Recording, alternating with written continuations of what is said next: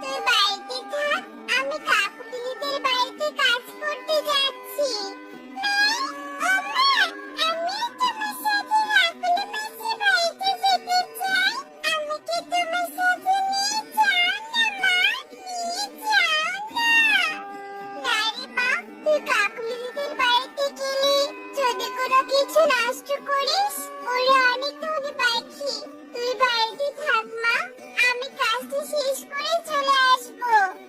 আমাকে নিয়ে যাও না মা, আমি কোনো কিছুতে হাত দিব না। লক্ষ্মী মেয়ের মতো চুপচাপ তুমি কাজ দেখবো। আমাকে নিয়ে যাও না মা, নিয়ে যাও না। আচ্ছা ঠিক আছে, চল তাহলে। টুনি, তোর এত দেরি হলো যে? তোর কাজ কি আমি করার জন্য তোকে মাইনে দেই নাকি? তাড়াতাড়ি যা, গিয়ে ঘরের সব কাজ করে ফেল। আর তোর মেয়েকে নিয়ে এসেছিস কেন জানিস না? আমার বাড়িতে সব দামি জিনিসপত্র একটাও যদি নষ্ট করে তাহলে বুঝবি মজা। কাকুলি দিদি, আসলে আমি আসার সময় না মেয়েটা অনেক জেদ করছিল, তাই আর কি মেয়েটাকে নিয়ে এলাম। তুমি একদম চিন্তা করো না গো, তোমার বাড়ির কোনো জিনিসপত্রে কিচ্ছু ক্ষতি করবে না। আমি এক্ষুনি বাড়ির সব কাজ করে দিচ্ছি তোমার। তাই যেন হয়। এবার যাই এখান থেকে।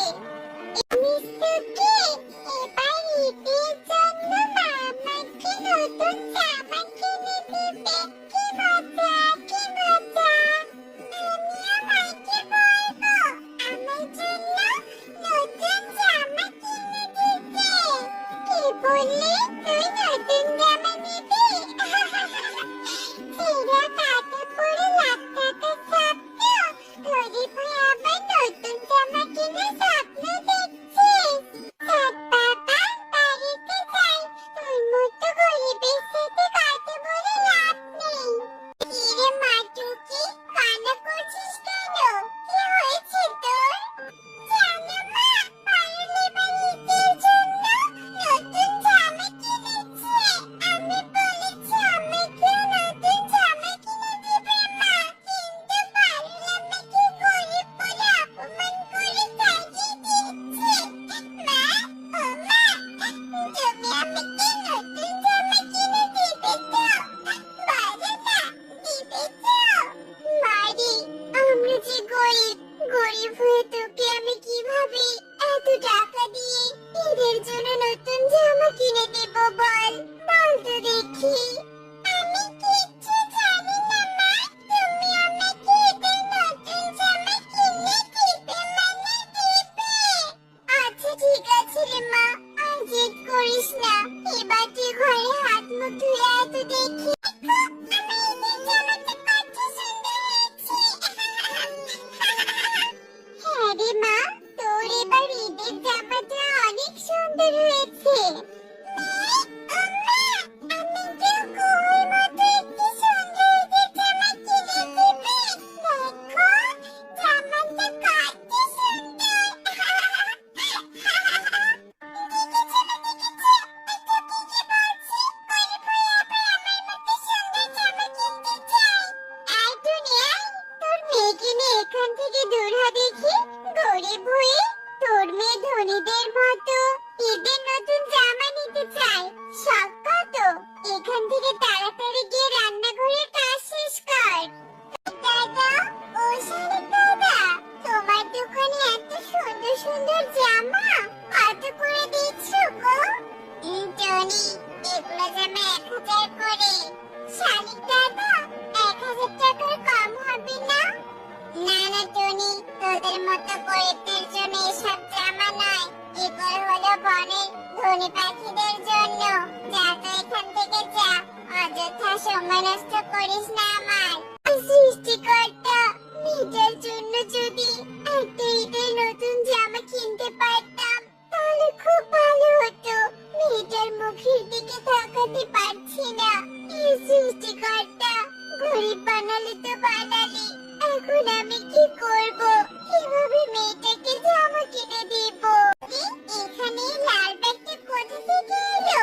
নিশ্চয়ই কেউ মার্কেট করতে এসে তার হাত থেকে এসে পড়ে গিয়েছে, কিন্তু আশেপাশে তো কাউকেই দেখতে পাচ্ছি না। কাউকে দেখতে পাচ্ছি না।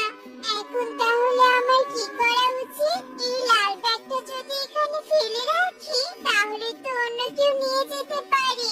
আমি বরং একটা কাজ করি, আমি বাড়িতে নিয়ে যাই। যদি কেউ খুঁজতে আসে তাহলে আমি তাকে দিয়ে দিব। এই ব্যাগটা যদি লুকিয়ে না রাখি তাহলে টুকি এসে জিদ ধরবে খেলার জন্য।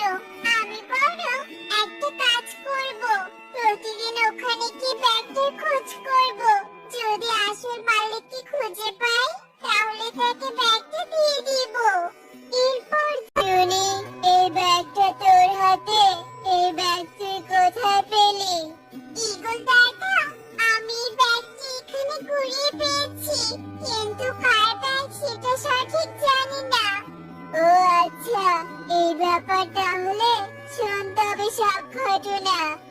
কিছুদিন আগে আমি আর আমার ইগলি মার্কেট করতে এসেছিলাম ঈদের উপহার কিনতে, কিন্তু ইগলি ভুলক্রমে তা ফেলে দেয়। ঈগল, ইগলির মার্কেটের লাল ব্যাগটা কোথায় জানি পড়ে গিয়েছে। চিন্তা করো না, পড়ে গিয়েছে তো কি হয়েছে, আমরা ইগলিকে নতুন করে ঈদের উপহার কিনে দিব। আমাদের কি টাকা পয়সার অভাব আছে নাকি বলো তো? শুনলি তো টুনি সবটা, এই হচ্ছে ঘটনা। ঈগল দাদা, তাহলে এখন তুমি এই ঈদের উপহারটা নিয়ে যাও। না না টুনি, আমি আমার মেয়ের জন্য নতুন করে ঈদের উপহার কিনেছি। তুই সততার প্রমাণ দিয়েছিস, তাই তুই বরং ঈদের উপহারটা তোর মেয়েকে নিয়ে গিয়ে দে। সত্যি বলছো তুমি ঈগল দাদা? তোমাকে অসংখ্য ধন্যবাদ। তুমি আমার জন্য এত সুন্দর ঈদের উপহার নিয়ে এসেছো। কি মজা, কি মজা।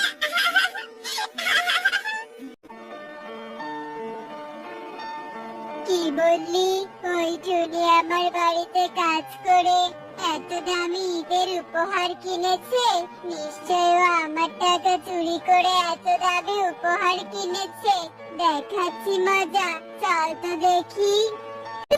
এই টুনি, তোর এত বড় সাহস, তুই আমার বাড়িতে কাজ করে আমার বাড়ির টাকা চুরি করে তোর মেয়েকে এত দামি উপহার কিনে দিয়েছিস? দে বলছি, দে, এই উপহার আমাকে দিয়ে দে। না কালী দাদা, এই উপহার আমাকে ঈগল দাদা দিয়েছে, তুমি এভাবে জোর করে নিতে পারো না। দে বলছি, না হলে এবারের পরিণাম কিন্তু খুব খারাপ হবে। তুই এত লোভী, আগে জানতাম না। আমি টুনিকে ওই ঈদের উপহারটা দিয়েছিলাম আর তুই সেটা ওর কাছ থেকে ছিনিয়ে নিচ্ছিস। তোর এত বড় সাহস! ইয়ে মানে, এক্ষুনি তুই আমার সামনে থেকে চলে যা, তা না হলে তোকে বন ছাড়া করতে বাধ্য হব।